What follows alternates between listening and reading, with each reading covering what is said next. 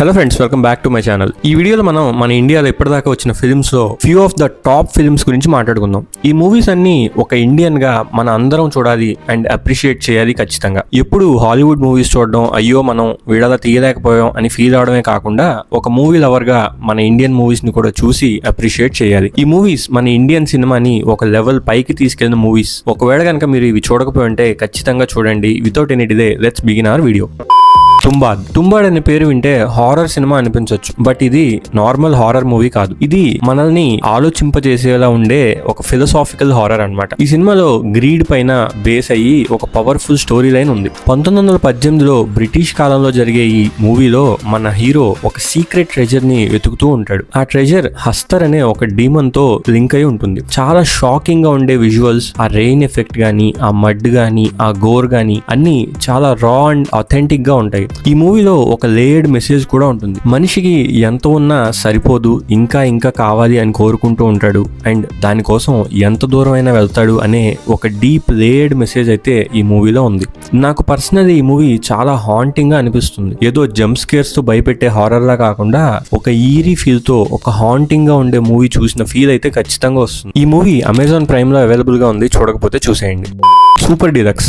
ఈ మూవీ ఒక roller coaster ride అని చెప్పొచ్చు. స్టార్టింగ్ లో కొంచెం కన్ఫ్యూజింగ్ గా అనిపిస్తుంది because of lot of characters. ఇన్ని క్యారెక్టర్స్ ఉన్నాయేంటి, ఇన్ని స్టోరీస్ ఉన్నాయేంటి అనిపించవచ్చు. కానీ స్లోగా అన్ని థ్రెడ్స్ కలిసి ఒక బ్రెత్ టేకింగ్ క్లైమాక్స్ కి రీచ్ అవుతాయి. సూపర్ డీలక్స్ లో ఒక transgender women story, cheating wife story, అలాగే ఒక గాడ్ బిలీవింగ్ చైల్డ్, అలాగే ఒక గ్యాంగ్స్టర్, ఇలా అన్ని స్టోరీస్ ప్యారలల్ గా రన్ అవుతూ ఉంటాయి. ఇందులో విజయ్ సేతుపతి పర్ఫార్మెన్స్ అయితే షాకింగ్ గా అనిపించింది. Such a bold and beautiful role అని చెప్పొచ్చు. ఈ మూవీలో హిపోక్రసీ గానీ, సొసైటీ గురించి గానీ, రిలీజన్ గురించి గానీ అన్ని రకాల లేయర్స్ ని రైట్ గా టచ్ చేస్తారు. సినిమాటోగ్రఫీ అండ్ ఈ మూవీ రైటింగ్ అయితే టాప్ నాచ్ అని చెప్పొచ్చు. నాకు పర్సనల్ గా ఈ మూవీ చాలా డిఫరెంట్ గా అనిపిస్తుంది అండ్ ఒక యూనిక్ స్టోరీ చూసాం అన్న ఫీల్ అయితే ఖచ్చితంగా వస్తుంది. ఈ మూవీ మనకి ఆహా ఓటీటీ ప్లాట్ఫామ్ లో అవైలబుల్ గా ఉంది, చూడకపోతే చూసేయండి.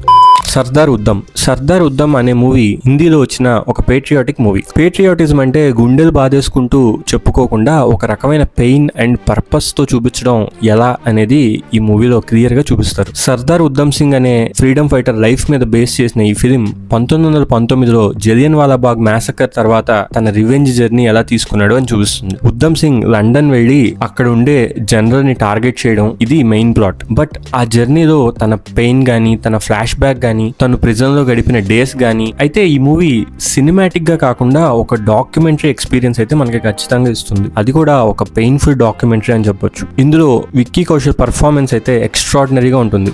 ఈ ఫిలిం పేట్రియాటిక్ గా కన్నా ఎమోషనల్ గా చాలా ఎఫెక్ట్ చేస్తుంది చూసేవాడిని. ఒకవేళ చూడకపోతే అమెజాన్ ప్రైమ్ లో అవైలబుల్ గా ఉండి ఖచ్చితంగా చూడండి.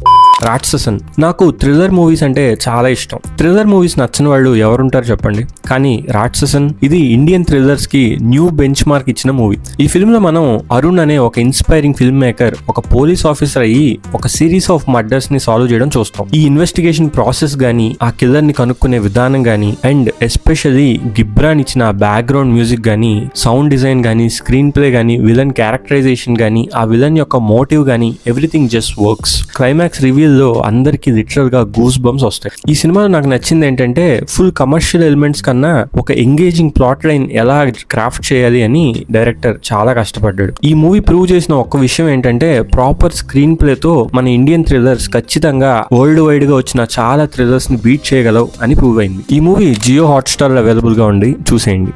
కుంభలాంగి నైట్స్. ఒక ఎమోషనల్ హార్ట్ టచింగ్ ఫిల్మ్ చూడాలనిపిస్తే ఇది నా ఫస్ట్ చాయిస్ ఎప్పుడు. ఈ మూవీలో మనం ఒక బ్రోకెన్ ఫ్యామిలీ స్టోరీ చూస్తాం. అందులో 4 బ్రదర్స్ ఉంటారు. వాళ్ళందరికీ వాళ్ళ ప్రాబ్లమ్స్ ఉంటాయి. స్టార్టింగ్ లో అందరూ ఫైట్ చేసుకుంటూ ఉంటారు, వాళ్ళ మధ్యలో మిస్కమ్యూనికేషన్ ఉంటుంది. బట్ స్లోగా మంచి బాండింగ్ డెవలప్ అవుతుంది. ఇందులో ఉండే ఎవ్రీ క్యారెక్టర్ చాలా రియల్ గా అథెంటిక్ గా అనిపిస్తాయి. ఫహద్ ఫాసిల్ అయితే విలన్ రోల్ లో చాలా సటిల్ గా యాక్ట్ చేస్తాడు, బట్ చాలా టెరిఫైయింగ్ గా అనిపిస్తాడు. ఈ మూవీ జనరల్ గా మలయాళం మూవీస్ లాగానే చాలా స్లో పేస్ లో సింపుల్ విజువల్స్ తో డీప్ ఎమోషన్స్ ని క్యాప్చర్ చేయడానికి ట్రై చేస్తుంది. నాకు పర్సనల్లీ ఇది చాలా calming and soul touching film లా అనిపించింది. క్లైమాక్స్ చూస్తుంటే అందరూ చాలా ఎమోషనల్ గా ఖచ్చితంగా ఫీల్ అవుతారు. ఒకవేళ మీరు ఈ మూవీ చూడకపోయి ఉంటే అమెజాన్ ప్రైమ్ లో అవైలబుల్ గా ఉండి చూసేయండి. Care of Kancharapalem. ఈ సినిమా మన తెలుగు సినిమాకి ఒక మైల్ స్టోన్ అని చెప్పుకోవచ్చు. అన్నోన్ యాక్టర్స్ తో తీసిన న్యాచురల్ పర్ఫార్మెన్సెస్ గానీ, ఆ రా విజువల్స్ గానీ అన్ని కలిసి ఒక అమేజింగ్ స్టోరీ టెల్లింగ్ ని క్రియేట్ చేశాయి. ఇందులో ప్యారల్ గా ఒక 4 స్టోరీస్ రన్ అవుతూ ఉంటాయి. ఇందులో ఏజ్ గురించి గానీ, రిలీజియన్ గురించి గానీ, క్యాస్ట్ గురించి గానీ అన్ని రకాల పాయింట్స్ ని మన డైరెక్టర్ టచ్ చేస్తారు. వీటన్నిటిని ఈ 4 లవ్ స్టోరీస్ ఎలా బ్రేక్ చేశాయి అనేదే కంచరపాలెం మూవీ స్టోరీ. కంచరపాలెం అనే విలేజ్ లో జరిగే ఈ చిన్న చిన్న స్టోరీస్ మనకి పెద్ద లెసన్ నే నేర్పిస్తాయి. ఎండ్ లో క్లైమాక్స్ లో ఈ 4 స్టోరీస్ ఎలా కలిసాయి అని చూస్తే ఖచ్చితంగా అన్ఎక్స్పెక్టెడ్ గా అనిపిస్తుంది ఈ క్లైమాక్స్. ఈ ఫిల్మ్ చూశాక నాకు అనిపించింది మన తెలుగు సినిమా ఇంకా చాలా అచీవ్ చేయాలి and this is the first milestone for that. Care of Kancharapalem అనేది not a movie, it's a feeling. ఈ మూవీ కూడా అమెజాన్ ప్రైమ్ లో అవైలబుల్ గా ఉంది, చూడకపోతే చూసేయండి. బలగం. తెలంగాణ నేటివిటీని ఇంత ఇన్ డెప్త్ లో చూపించడం ఇదే ఫస్ట్ టైం అని నా ఒపీనియన్. బలగంలో ఒక ఓల్డ్ మ్యాన్ డెత్ తర్వాత జరిగే ఫ్యామిలీ డైనమిక్స్ ని మనకి చాలా బాగా చూపించారు. ఒక చిన్న విలేజ్ లో జరిగే చిన్న చిన్న ఫైట్స్ కానీ, ఈగోస్ కానీ, ఎమోషన్స్ కానీ అన్ని చాలా రా అండ్ అథెంటిక్ గా చూపించారు. ఇందులో ఫన్ మూమెంట్స్ ఉంటాయి, హార్ట్ టచింగ్ మూమెంట్స్ ఉంటాయి అండ్ మనకి మన ఓన్ ఫ్యామిలీ గురించి ఒక ఇంట్రోస్పెక్షన్ లాగా పనిచేస్తుంది ఈ మూవీ. ఈ మూవీలో డైలాగ్స్ కూడా చాలా న్యాచురల్ గా ఉంటాయి అండ్ ఎస్పెషల్లీ తెలంగాణ కల్చర్ కి చాలా దగ్గరగా ఉంటాయి. మీకు మూవీ చూస్తున్నంతసేపు యాక్టర్స్ మాట్లాడినట్టు అనిపించదు, కొందరు రియల్ పీపుల్ కూర్చొని మాట్లాడుకుంటున్నట్టు అనిపిస్తుంది. నాకు పర్సనల్ గా ఈ ఫిలిం చాలా ఇష్టం, ఎందుకంటే చాలా ఆథెంటిక్ గా అండ్ కొన్ని సీన్స్ అయితే చాలా ఎమోషనల్ గా కూడా అనిపిస్తాయి. మీరు కనుక ఈ మూవీ ఇంకా చూడకపోతే అమెజాన్ ప్రైమ్ లో అవైలబుల్ గా ఉంది, ఖచ్చితంగా చూడండి.